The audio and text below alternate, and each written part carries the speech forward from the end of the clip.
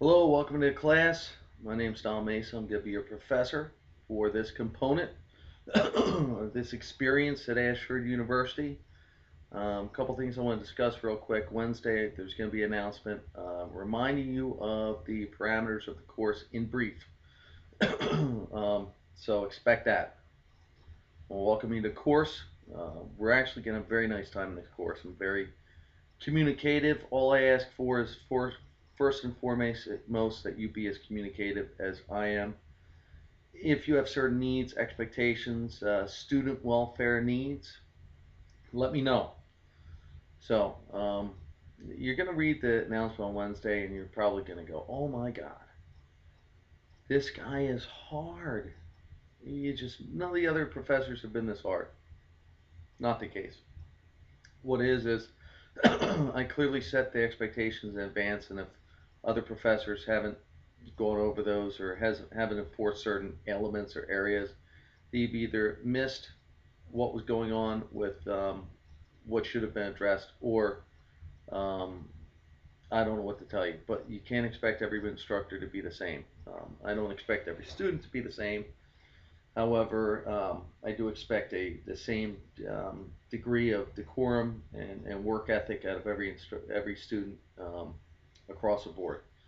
So with that said, a couple of things. I've had students in the past turn in 30, 40, 50, 60, even 90% of direct cut and paste, and they either act as if they didn't know any better, or they did know better, and they get caught. We have a Turnitin originality check tool, and that lets me know what percentage of your paper is of your original thought and what is not. So after years of doing this job, I've now come up with um, the uh, the rule of only 5% of a direct reprint. I explain that in Wednesday's announcement. Um, I usually give an additional 5% buffer, so if it gets to 8-9%, I'm usually good with that. However, you have to put quotations around. Excuse me. You have to put quotations around what you're reprinting to identify its direct quote. If you don't put the quotation marks around it, I'm gonna get the impression that you're trying to, whether you meant to or not, that you're trying to convey that the information you place, which is not your information but somebody else's, is actually yours. And at that point, the university has me write up a report of potential academic dishonesty. I don't want to do that on any of the students, on any of you. So do me a favor and just keep it to 5% for direct reprint. The other thing on the discussion boards, um, I explain what is needed there, as well as a late policy on both discussion boards and written assignments. Um, on discussion boards, you're going to have to use the academic information from the course, not websites, to explain your position. So,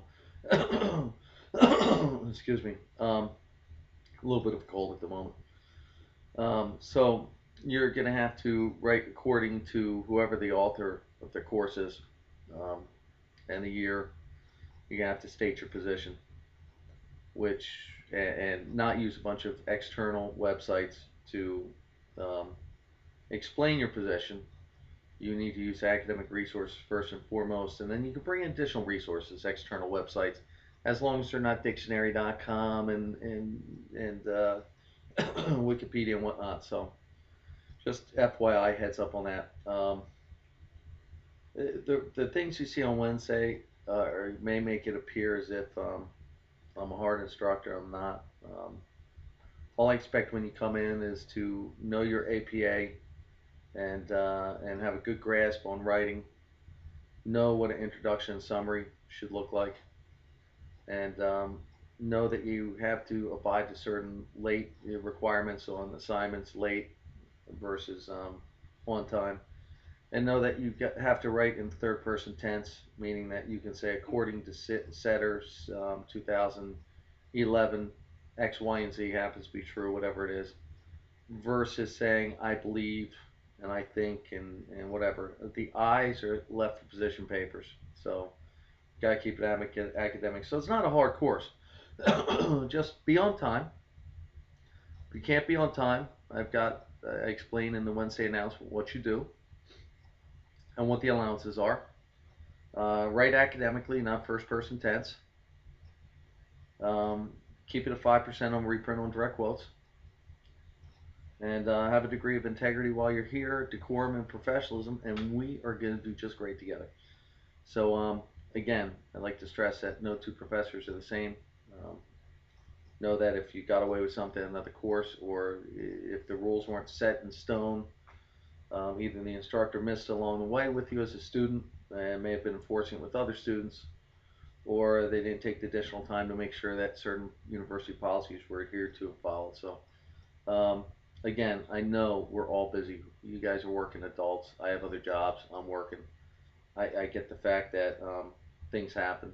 Um, so I've made some recommendations on Wednesday announcement on how to mitigate potential issues and where the leeways are and where they are not. So I ask you to read Wednesday's announcement thoroughly. I ask you to read the faculty expectations thoroughly. And last but not least, I ask you to read the assignments thoroughly. Some courses will say one thing and the grading rubric will be more detailed. Always go to your grading rubric to see exactly what the university has me deduct points on. Always double check on that so there's no confusion. Um, that's a huge, huge hint there. And make sure you read it thoroughly.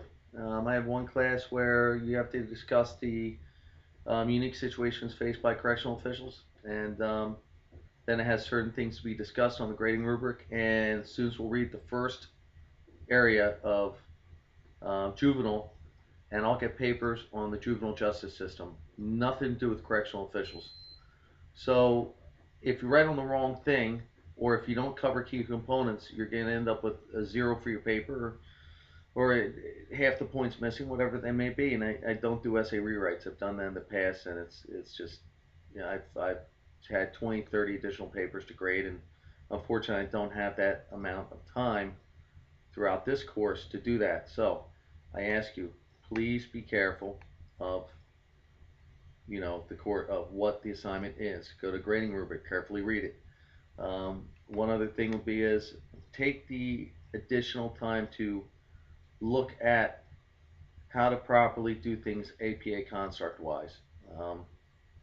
Because what you may have not been marked off in the future, you could get marked off in this course. And if you've done 10 different court classes the same way and suddenly you end up with something marked off, I've had students that get extremely upset.